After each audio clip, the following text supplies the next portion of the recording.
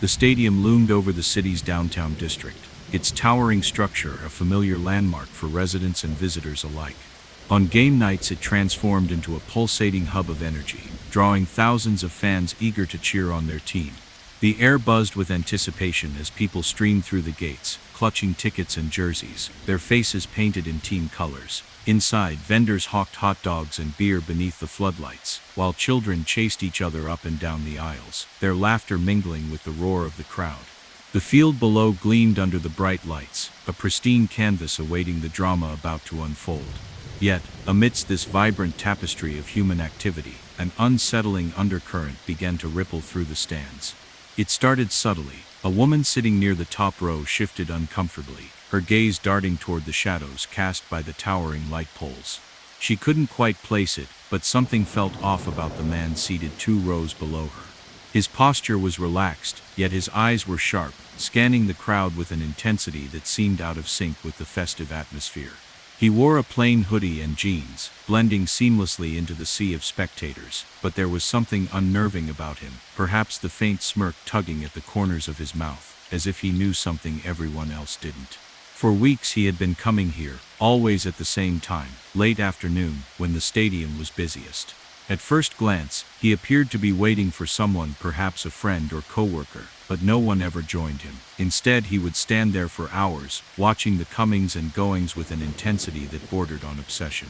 Employees who worked nearby noticed him eventually, exchanging wary glances as they passed by. "Who is that guy?" one asked during a coffee break. No one had an answer. Security cameras captured his face, but the footage revealed little beyond his presence. He wasn't doing anything illegal, not yet anyway. Still, his persistence gnawed at them, planting seeds of unease that grew with each passing day. Across town, Sarah Jenkins was finishing up another long shift at her office job. She hated staying late, especially when the sun dipped below the horizon and the streets took on that eerie glow unique to urban twilight. The building she worked in was modern and sleek, all glass and steel, but the parking garage attached to it felt like a relic from another era. Its low ceilings and narrow aisles made her feel boxed in, claustrophobic even. Tonight she hurried through the echoing space, keys jingling in her hand as she approached her car. Her heels clicked sharply against the floor, the sound ricocheting off the walls. She glanced around instinctively, scanning for movement, though she told herself she was being paranoid. Nothing bad ever happened here, or so she thought. As she unlocked her car door, she caught sight of the man in the hoodie out of the corner of her eye. He was leaning against a pillar again, arms crossed, staring directly at her. Their eyes met briefly, and she froze, her heart skipping a beat.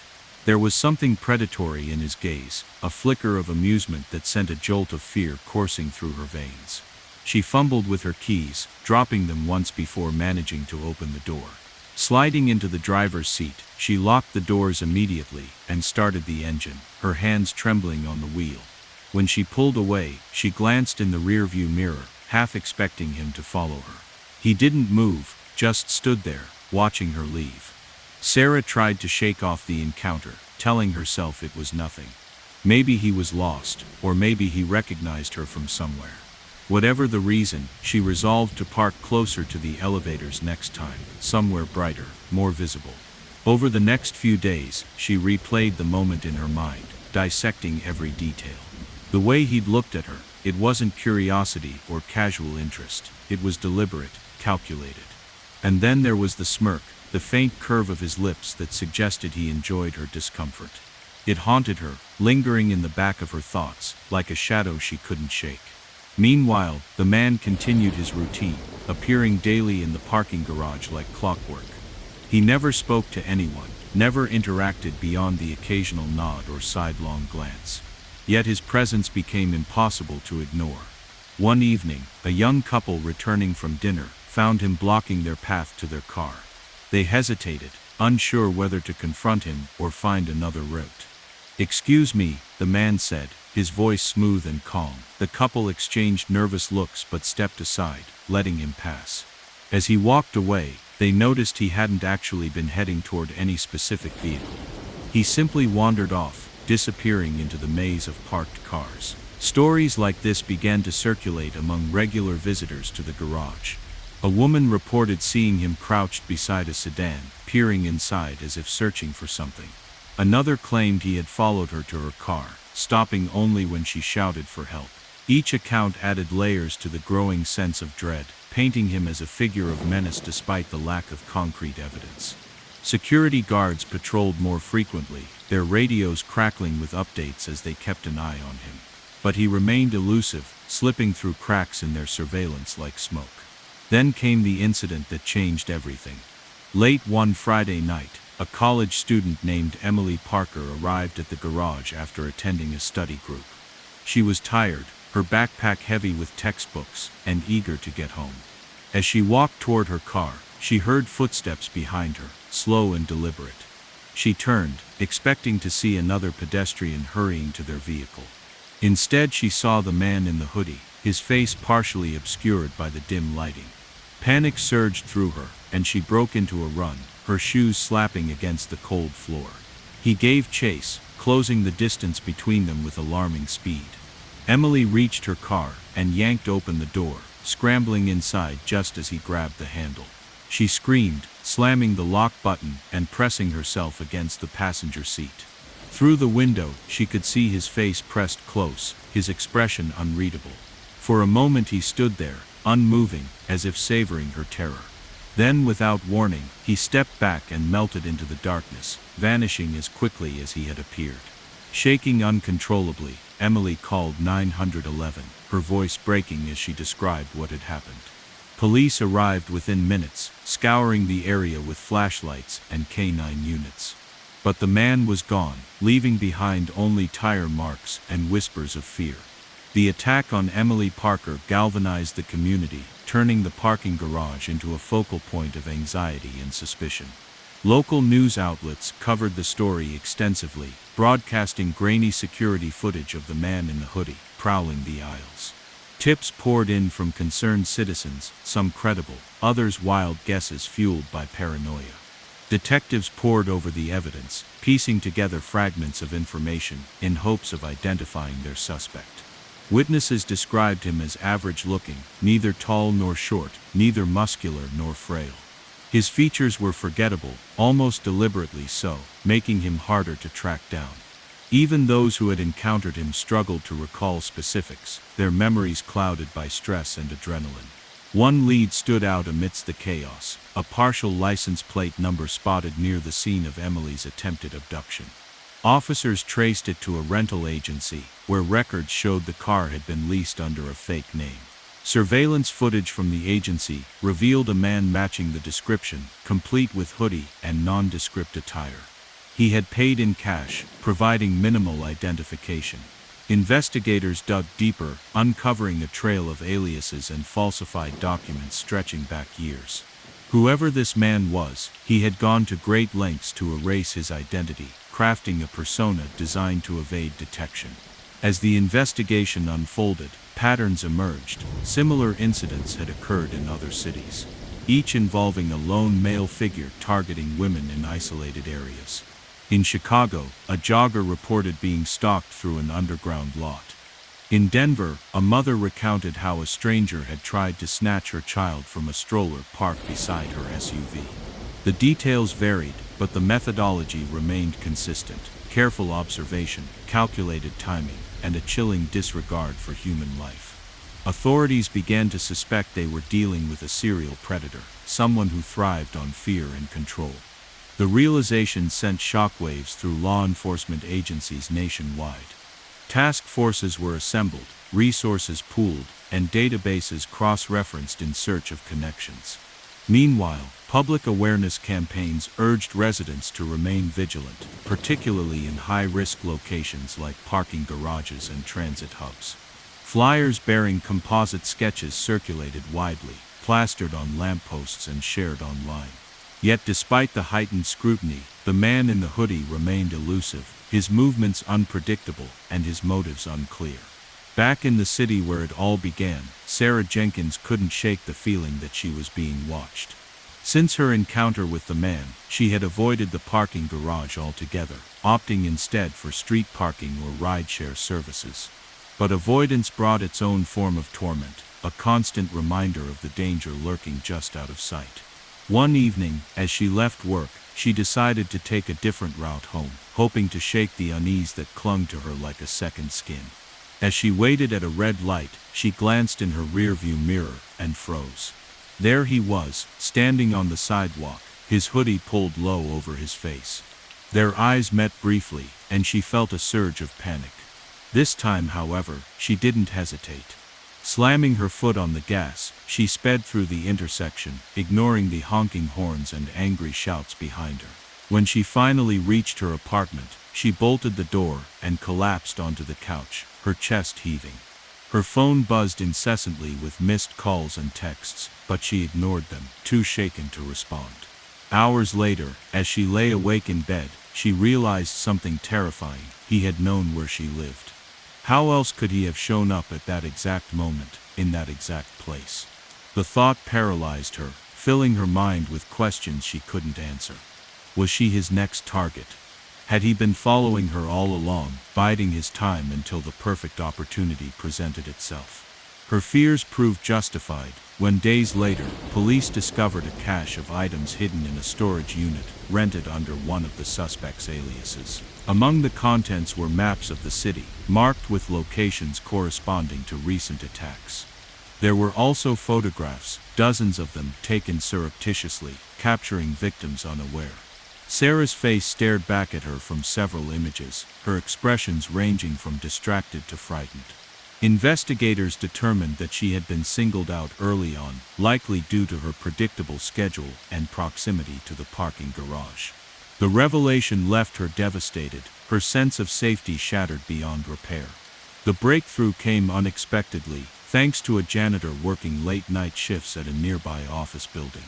While emptying trash bins in the lobby, he noticed a man lingering near the elevators, seemingly indecisive about which floor to visit. Something about him struck the janitor as odd. His posture, his demeanor, the way he kept glancing at the security cameras mounted above the doors. When the man finally stepped onto an elevator, the janitor noted the direction it traveled and alerted building management. By the time authorities arrived, the man had vanished, leaving behind only a discarded cigarette butt. DNA analysis confirmed it belonged to the suspect, narrowing the search considerably. Detectives zeroed in on the surrounding area, canvassing businesses and reviewing additional surveillance footage.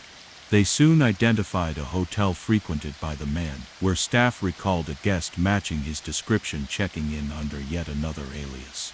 A raid on the room yielded a treasure trove of evidence, journals filled with cryptic notes, sketches of potential targets, and detailed plans for future attacks.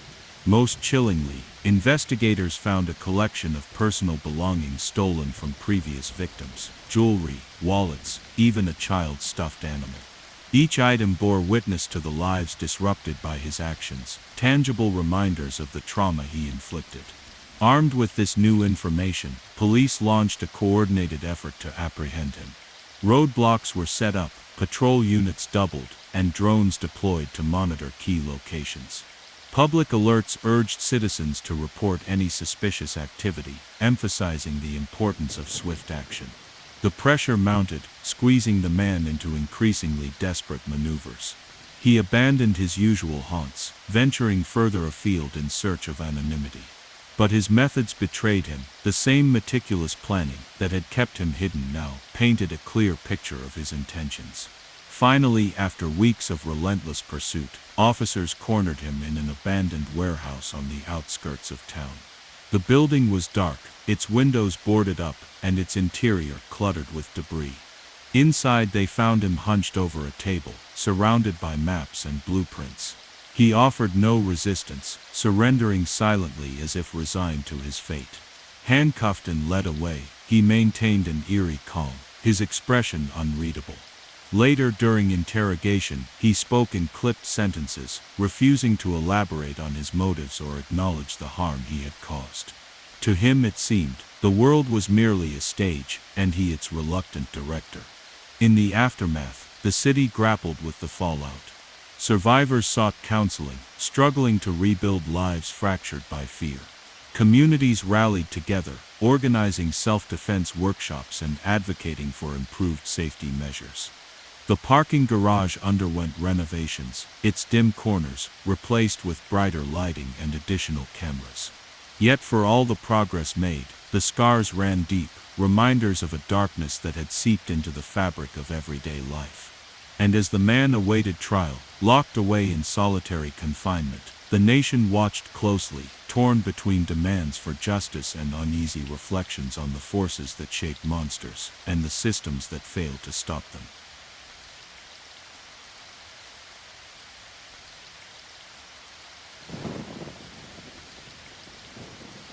The city buzzed with its usual energy, a sprawling labyrinth of streets and alleys where life unfolded in countless overlapping rhythms. On the surface, it was just another day.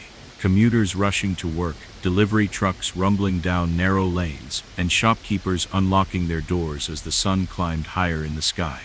But beneath this veneer of normalcy, something sinister stirred. It began subtly, almost imperceptibly, like the faintest ripple on an otherwise still pond. A man lingered near the entrance of a busy coffee shop, his presence unremarkable at first glance. He wore a plain jacket, jeans, and a baseball cap pulled low over his face. Nothing about him stood out, yet there was an air of purpose to his movements, a quiet intensity that made passers-by glance twice before looking away.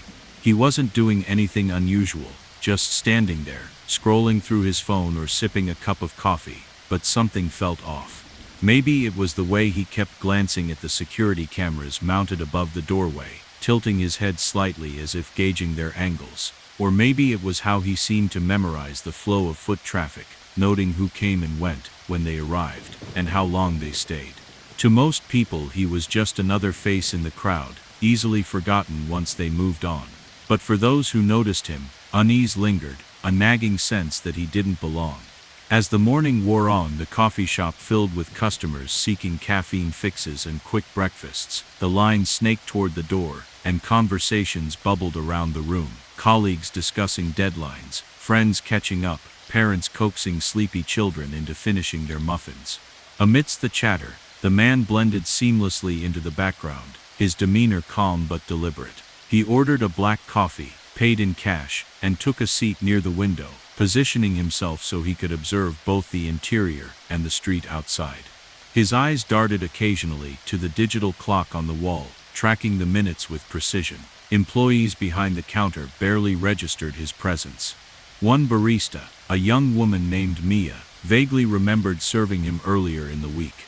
She hadn't thought much of it then. He'd been polite enough, tipping generously. But now, seeing him again, she felt a flicker of recognition mixed with discomfort. There was something unsettling about the way he watched people, not with curiosity or interest, but with calculation. When she mentioned it to her coworker during a lull, the other employee shrugged it off. Probably just some guy killing time, she said dismissively, but Mia couldn't shake the feeling that something was wrong. By late afternoon, the coffee shop had emptied out, leaving only a handful of stragglers nursing cold drinks or typing furiously on laptops. The man remained seated by the window, his coffee untouched. Outside, the weather had turned gray, clouds gathering ominously as a light drizzle began to fall. Pedestrians hurried past, pulling up hoods and clutching umbrellas. Inside, the atmosphere shifted subtly. The cozy warmth of the morning gave way to a quieter, more subdued mood. Employees restocked shelves and wiped down tables, their movements automatic after hours of repetition. No one paid much attention to the man anymore. He had become part of the furniture, a fixture of the space. Then, without warning, chaos erupted. A loud crash echoed through the shop as a chair toppled over, followed by shouts and the sound of running feet. Customers froze, unsure what was happening, until they saw him. The man who had been sitting quietly all day suddenly sprang into action, moving with startling speed. In one fluid motion, he grabbed a teenage girl who had been waiting in line, yanking her backward toward the exit.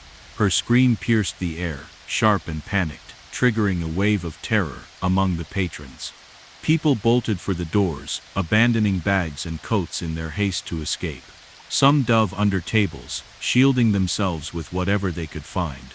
Others shouted for help, their voices rising in a cacophony of fear.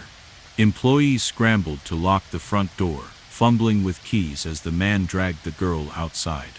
By the time police arrived, sirens wailing in the distance, he was gone, vanishing into the rainy streets with his hostage. Witnesses recounted fragments of the scene, a blur of movement, a flash of determination in his eyes, the girl's wide-eyed terror as she struggled against his grip. Security footage captured glimpses of the abduction, grainy images showing the man pulling her into a waiting car parked illegally at the curb.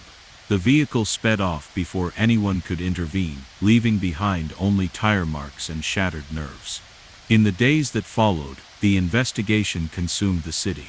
Detectives combed through every inch of the coffee shop, searching for clues, fingerprints on the counter, fibers snagged on the edge of a table, surveillance footage, capturing fragments of the man's movements. He had avoided direct camera angles, keeping his face obscured beneath the brim of his hat, but his actions betrayed a chilling level of preparation. Investigators noted how he had timed his move perfectly, using the lull in customer traffic to seize the girl without drawing immediate attention. This wasn't a random act of violence, it was calculated, rehearsed.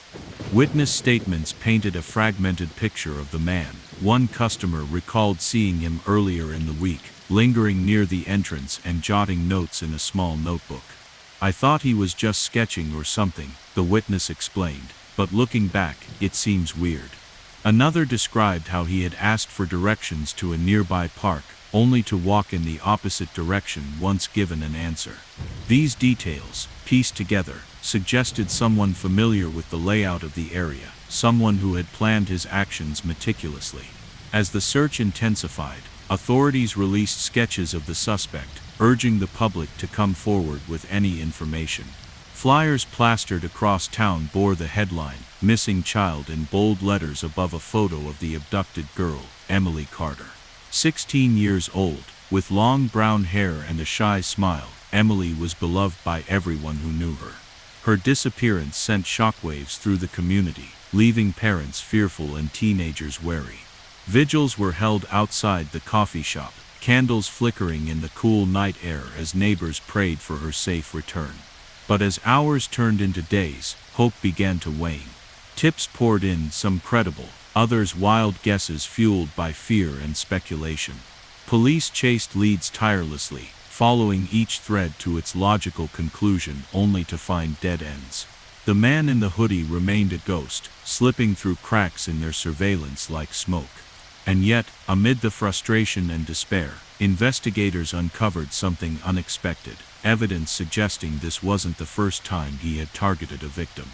Buried deep in local archives, detectives discovered reports of similar incidents dating back several years. In each case, a lone male figure had been spotted lurking near schools, parks, and other places frequented by children. Some accounts described attempted abductions thwarted by quick-thinking bystanders. Others mentioned strange men asking invasive questions or offering rides to unsuspecting kids. The descriptions varied slightly, but certain patterns emerged: a preference for isolated areas, a knack for blending into crowds, and an unsettling ability to vanish without a trace. One particularly chilling report involved a middle school girl named Lily Monroe, who claimed a stranger had followed her home from soccer practice 2 summers prior. According to Lily, the man had approached her in the parking lot, pretending to ask for directions. When she ignored him and kept walking, he trailed her silently, maintaining a safe distance until she reached her front door. Her mother called the police immediately, but officers found no sign of the man. At the time, the incident was treated as an isolated event, dismissed as paranoia or coincidence. Now, however, it took on new significance. Detectives revisited old cases, connecting dots that had previously gone unnoticed. They interviewed victims and witnesses, piecing together fragments of a larger puzzle.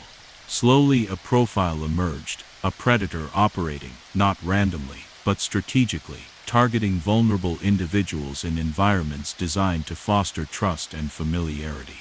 Schools, sports fields, playgrounds, all were chosen because they represented safe spaces, sanctuaries, where danger seemed unthinkable.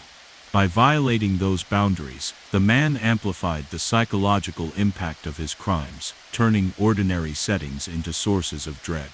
The realization sent shockwaves through law enforcement agencies nationwide.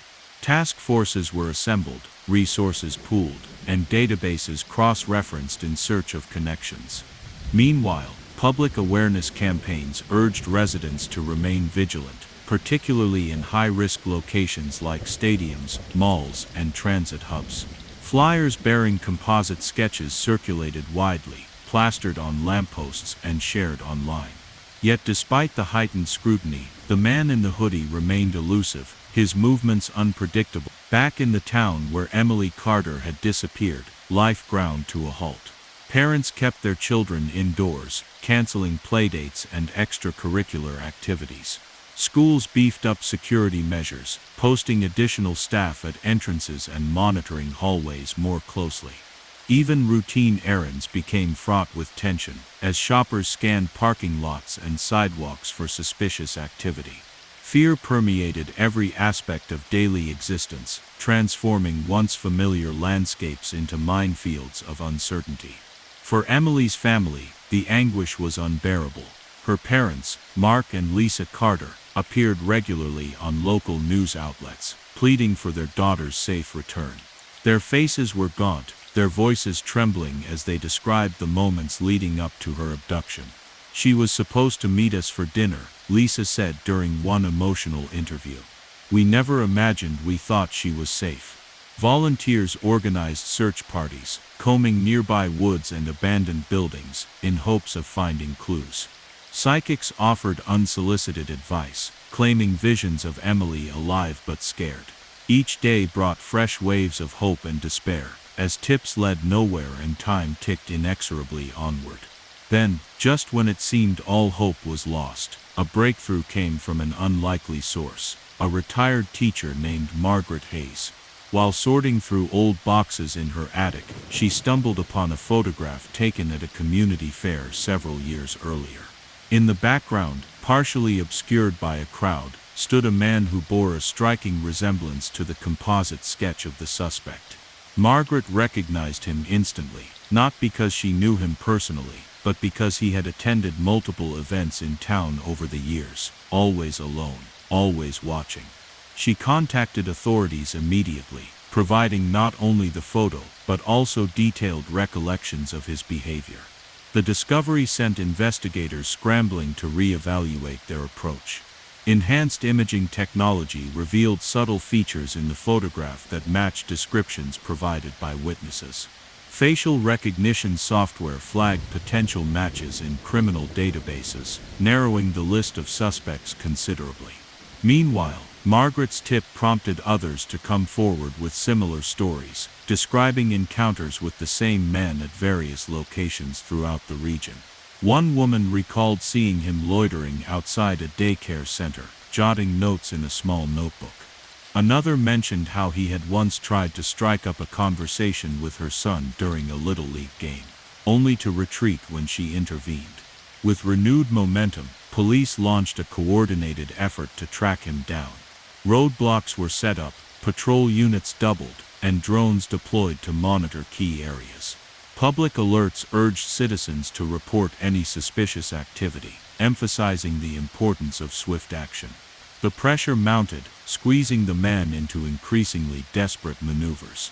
He abandoned his usual haunts, venturing further afield in search of anonymity.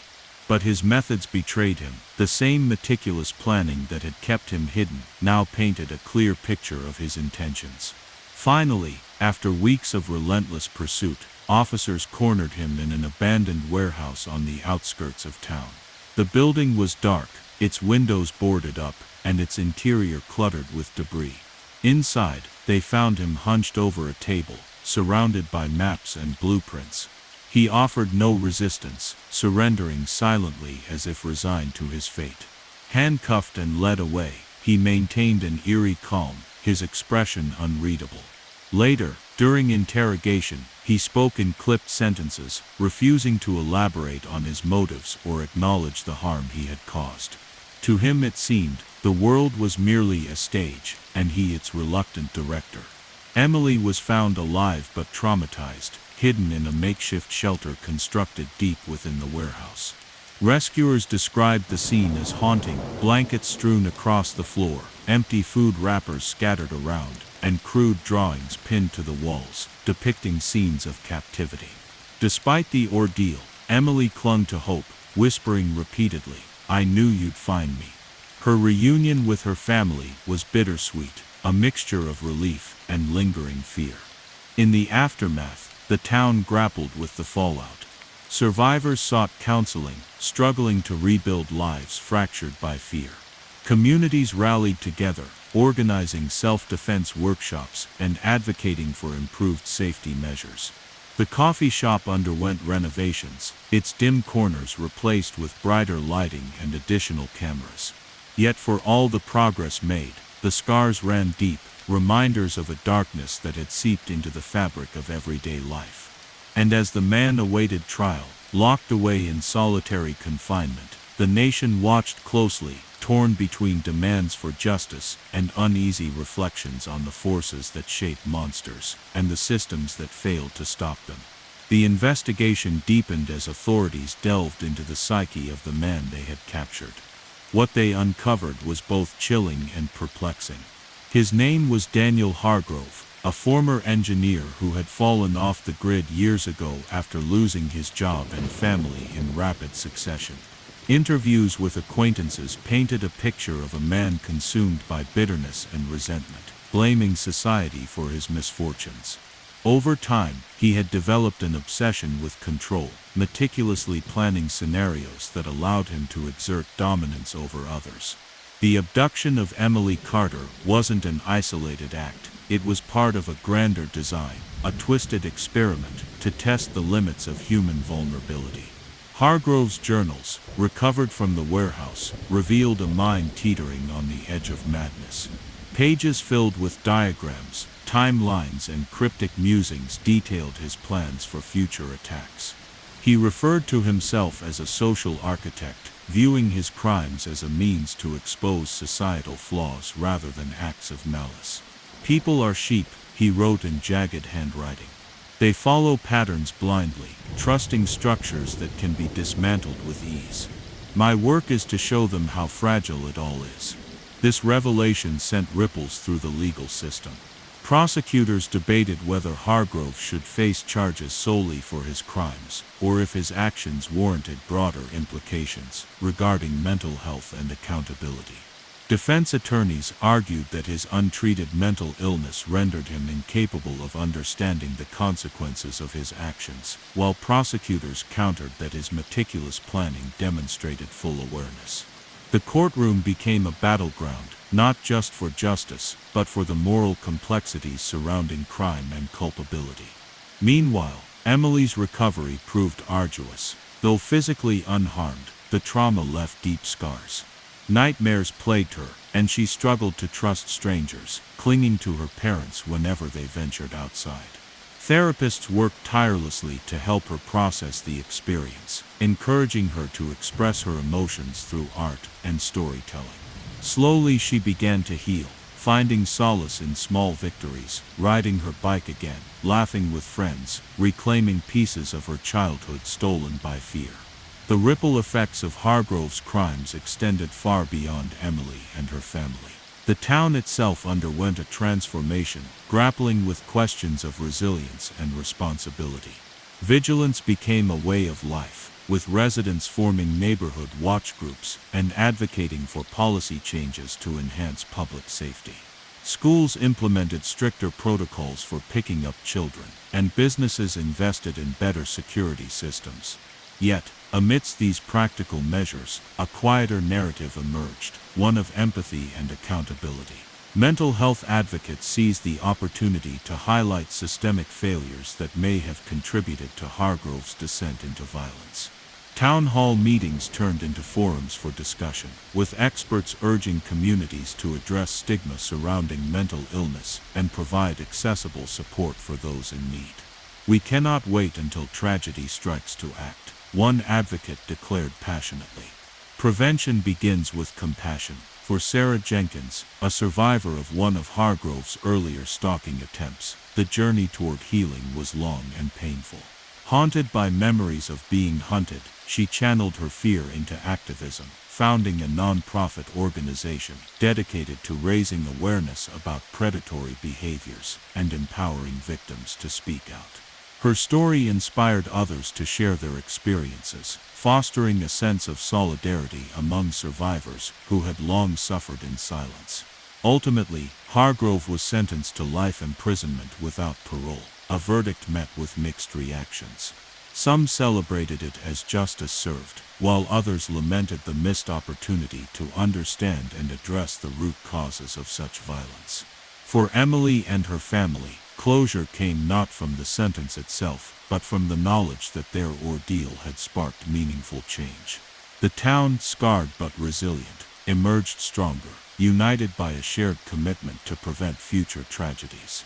And so, the story of Daniel Hargrove became more than just a tale of crime. It became a mirror, reflecting the complexities of human nature, the fragility of trust, and the enduring power of community to rise above darkness.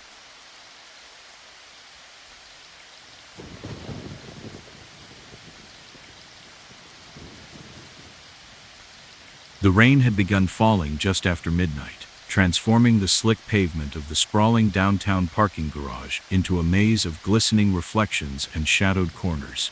Under the sickly yellow glare of overhead lights, every parked car and concrete pillar seemed to harbor secrets. The structure, known simply as the Grand Level, a favorite haunt for late-shift workers and the occasional drifter, had long been a silent witness to the city's underbelly. That night, however, it would bear testimony to a horror that would unsettle even the most hardened cynics. Marcus Delgado had taken his usual shortcut home after his late shift at a nearby hospital, unaware that the familiar path through the garage would become the setting of an unspeakable crime. As he drove slowly through the deserted levels, the rhythmic tapping of rain on the metal roof seemed to echo off the concrete walls, blending with the soft hum of the ventilation system. It was a route he had traversed countless times, each journey marked by the steady, almost meditative pace of routine. Yet on this night, something was different, a stillness that hinted at the extraordinary lurking behind everyday normalcy. As Marcus reached the second level, his headlights caught sight of an unusual shape near a row of identical sedans. Slowing down, he noticed a dark stain on the cold, cracked asphalt. A sense of foreboding prickled at the back of his neck as he inched closer. There, slumped against a pillar, lay a man in a dark suit. The victim's face was obscured by shadows, but even in the dim light, the horror of the scene was unmistakable. Blood had seeped slowly across the surface of his trousers, and his outstretched hand clutched a small blood-stained envelope.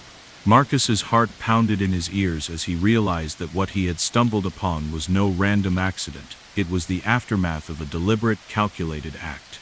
In a trembling voice, Marcus called 911, his words punctuated by the static of a poor connection. Within minutes, the garage was swarming with flashing lights, uniformed officers and forensic technicians meticulously cordoning off the area. Detective Serena Kim arrived on the scene, a veteran of the department known for her unyielding pursuit of truth. She surveyed the scene with a clinical detachment that belied the gravity of what lay before her.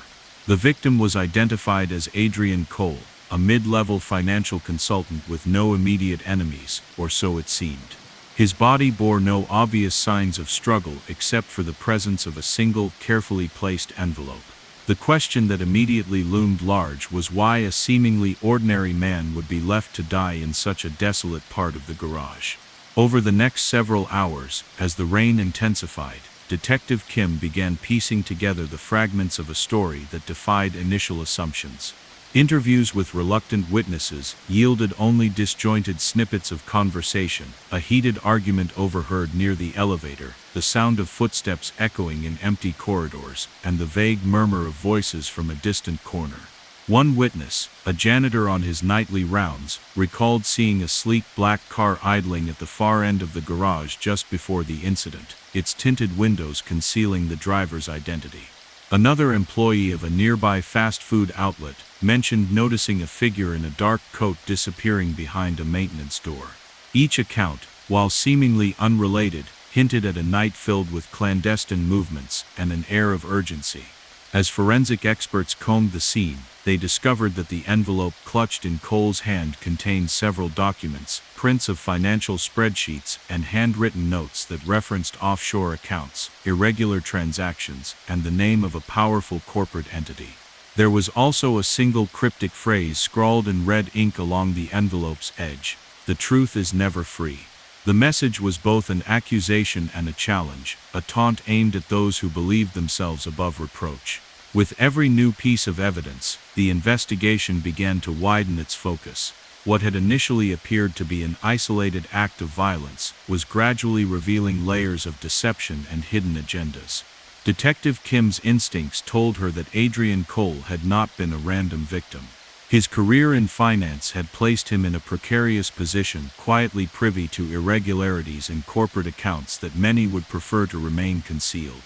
Rumors had circulated in hushed tones among industry insiders about unethical practices, fraud, and a vast network of money laundering that extended beyond local borders. Cole's recent work had focused on exposing these irregularities, and it now seemed that someone had taken drastic measures to silence him.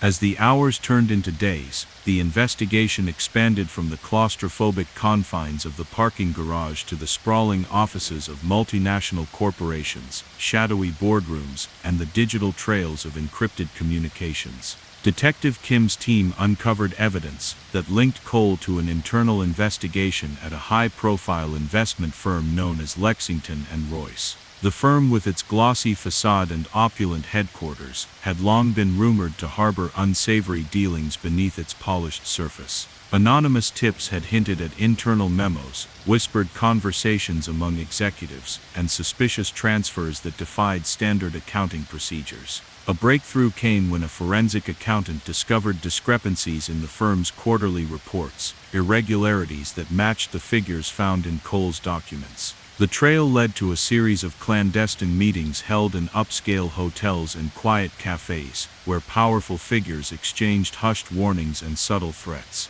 In one such meeting, an executive known only by the initials VM had hinted that exposure comes at a price, a remark that now resonated with chilling significance. Even as Detective Kim connected the dots of financial corruption and corporate malfeasance, another thread of the investigation began to unravel.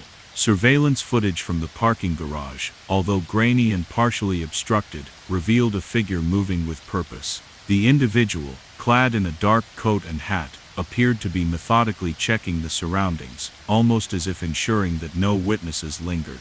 In one segment of the footage, the figure paused in front of an unmarked maintenance door and made a brief phone call before disappearing into the shadows. The timestamp on the video placed the individual at the scene just moments before Cole's body was discovered. The implication was clear: this was not the work of an amateur or a spur-of-the-moment decision. It was a premeditated operation executed with chilling precision. As the investigation deepened, Detective Kim found herself drawn into a labyrinth of corporate intrigue and personal betrayal. Interviews with former employees of Lexington & Royce painted a portrait of a company where ambition and greed reigned supreme. One whistleblower, whose identity was fiercely guarded, recalled that Cole had recently confided in him about receiving threats. He mentioned that someone from the upper echelons wanted him to back off, the source said in a hushed tone during a clandestine meeting at a nondescript diner. He believed that his work was touching on something far bigger than he had imagined. These accounts, while lacking in hard evidence, provided the emotional context that explained why a man like Adrian Cole, known for his integrity, would find himself in such mortal peril. The trail eventually led to an unexpected twist that upended the prevailing narrative. Digital forensics revealed that the envelope and the documents within had been printed on special paper imported from a small obscure supplier based in Eastern Europe. This detail, seemingly minor at first glance, raised the possibility that the corruption extended far beyond the local confines of Lexington & Royce. In fact, it suggested that the financial network Cole had been investigating might have had international dimensions, with money flowing across borders through intricate schemes designed to evade detection.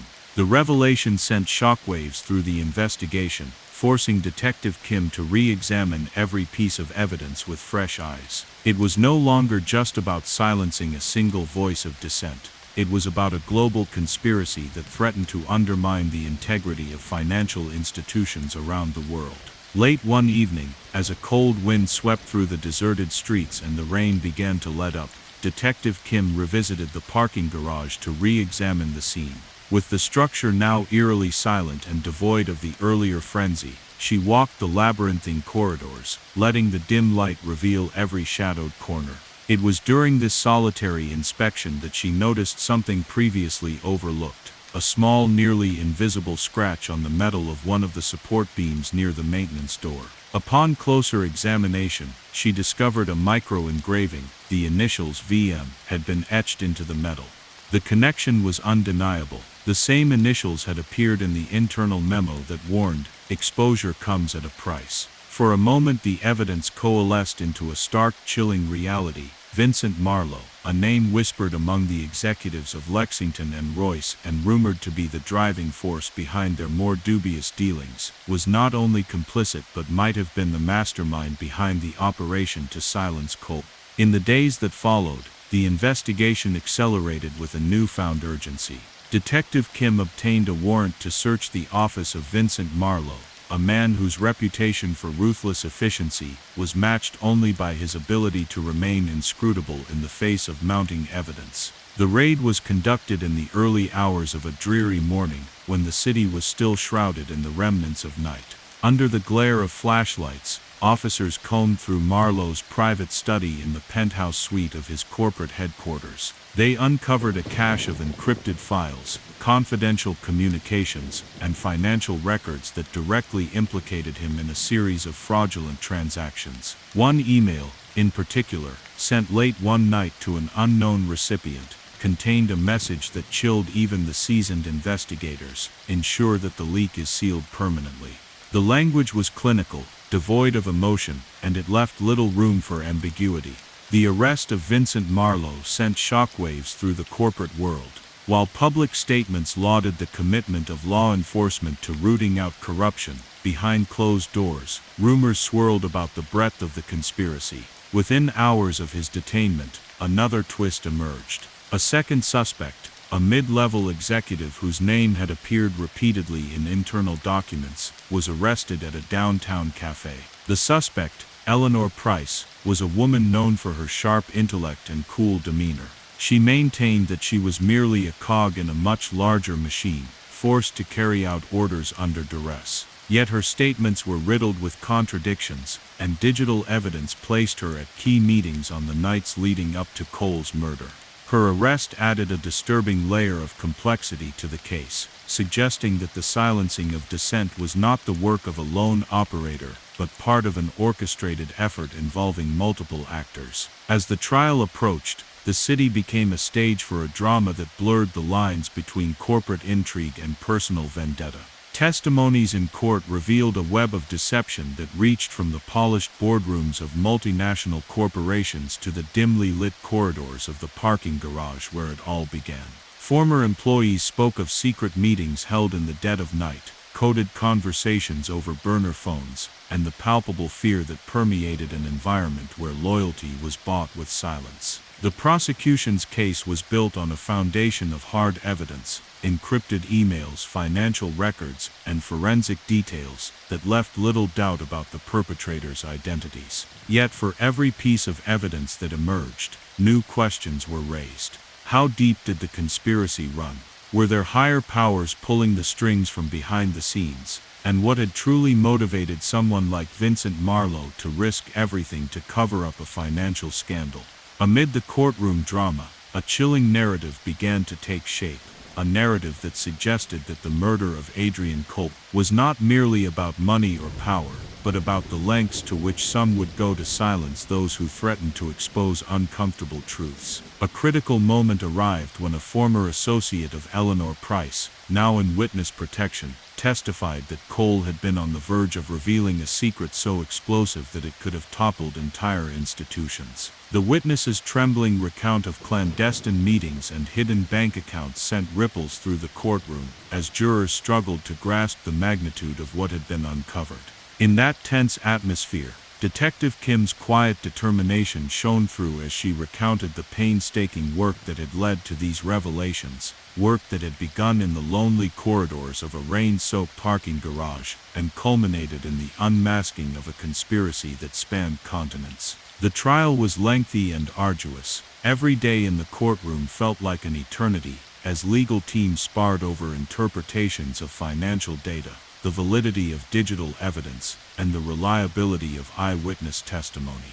The defense, for its part, argued that the evidence was circumstantial, that the encrypted files could have been doctored, and that the connections between Marlowe, Price, and the broader network were tenuous at best. Yet with each passing day, the mountain of evidence grew too formidable to dismiss. Detailed forensic reports, combined with internal memos and a series of damning emails, painted a picture of deliberate malfeasance and calculated violence. The phrase "the truth is never free" became a refrain in the courtroom, a haunting reminder of the price that had been paid to silence a voice of integrity. Even as the legal proceedings unfolded, Detective Kim could not shake the unsettling thought that there were still loose ends. Late at night in her quiet apartment, she would pore over case files and encrypted messages, searching for any clue that might point to another layer of the conspiracy. In a forgotten folder, she found references to a third individual, someone whose name had been mentioned only in passing and then abruptly removed from the records. This mysterious figure, known only as R, was alleged to have been the intermediary between the international suppliers and the corporate insiders. The discovery of R hinted at a network far more intricate and far-reaching than anyone had anticipated. Though the trial brought some measure of closure, it left Detective Kim with the nagging suspicion that the true architects of the scheme were still at large, operating from the shadows of power and wealth. In the aftermath of the verdict, as the media buzz subsided and the public began to move on, Detective Kim remained vigilant. The concrete corridors of the grand-level parking garage, now cleared of its grim memories, stood as a silent monument to a night when ordinary life was shattered by extraordinary darkness. The case of Adrian Cole had exposed not only the rot at the heart of a powerful institution, but also the vulnerabilities of a system that allowed corruption to fester in plain sight. For those who had lost loved ones, and for the brave souls who had risked everything to seek justice, the truth, though costly, had finally been unearthed. In the quiet moments before dawn, when the city was still and the scars of the night remained raw, Detective Kim would often drive past the parking garage, its empty levels echoing with the memories of that fateful night. The case had changed her, instilling in her a resolve to dig deeper, to question every detail, and to never let the silenced voices fade into obscurity. For in the interplay of light and shadow on those concrete floors lay a timeless reminder that even in the most unassuming places, the seeds of betrayal can be sown, and that the price of truth is often measured in blood. As the seasons turned and the city slowly healed, whispers of the conspiracy continued to circulate in dark corners and quiet conversations. New leads occasionally surfaced, a misplaced file here, a suspicious transaction there, but the full extent of the network remained shrouded in mystery. Vincent Marlowe's trial had ended, and Eleanor Price had been sentenced to years behind bars, yet the enigmatic R continued to haunt the edges of every inquiry. It was a legacy of corruption that would compel future generations of investigators to keep searching for the deeper truths hidden behind the veneer of respectability.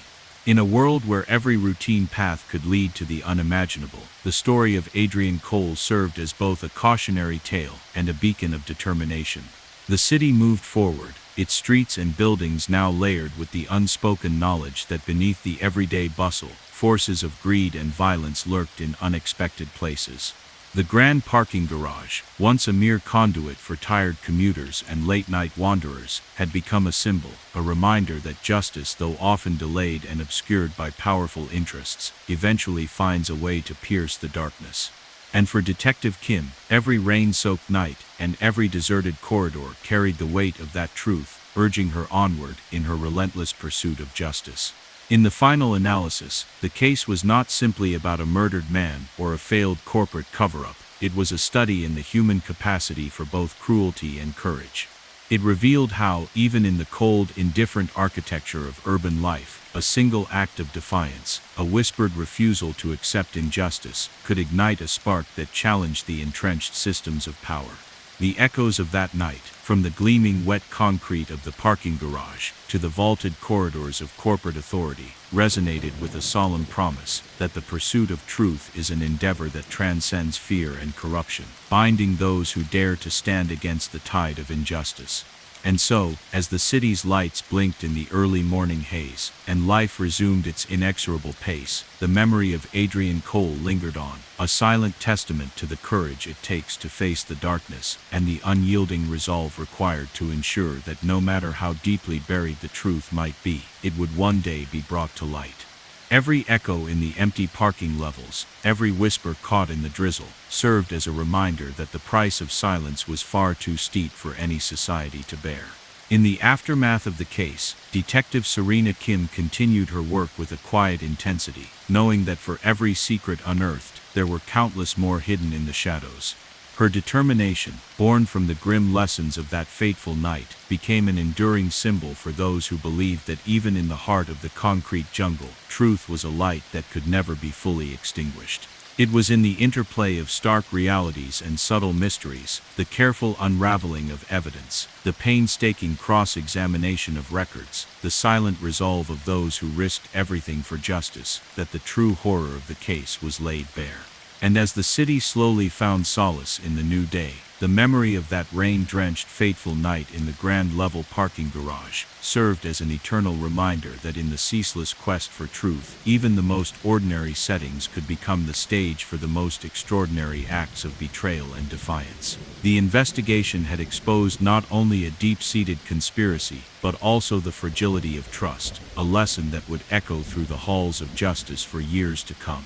And in that echo, amid the hum of late-night traffic and the steady patter of rain against cold concrete, lay the unspoken vow of every investigator that the pursuit of truth was a duty worth every sacrifice, and that no matter how dark the night, dawn would eventually break, revealing the scars of the past and the promise of a better, more transparent future.